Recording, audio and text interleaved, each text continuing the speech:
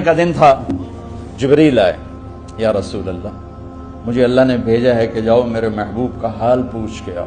اللہ اکبر۔ تو اب درد اور بخار دونوں چیزیں تھیں، سر کا درد بھی ہیوی ویٹ تھا اور بخار بھی، تپش۔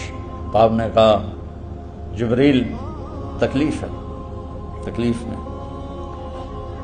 ہفتے کا دن پھر جبریل آئے، یا رسول اللہ مجھے اللہ نے بھیجا ہے کہ جاؤ میرے محبوب کا حال پوچھ کے آؤ۔ پھر آپ نے فرمایا تکلیف میں۔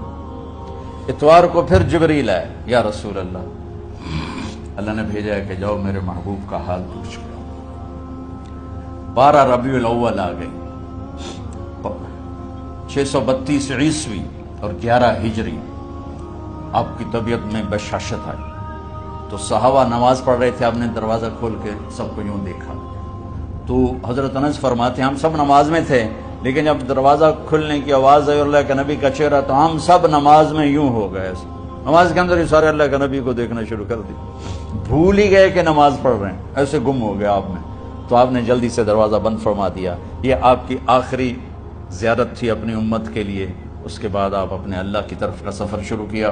تو اشراق کے بعد آپ نے اپنی بیگمات کو بلایا، ان کو بتایا نہیں کہ میں آج جا رہا ہوں، سب سے ملے، سب کو الوداع کیا اور انہیں بھیجا۔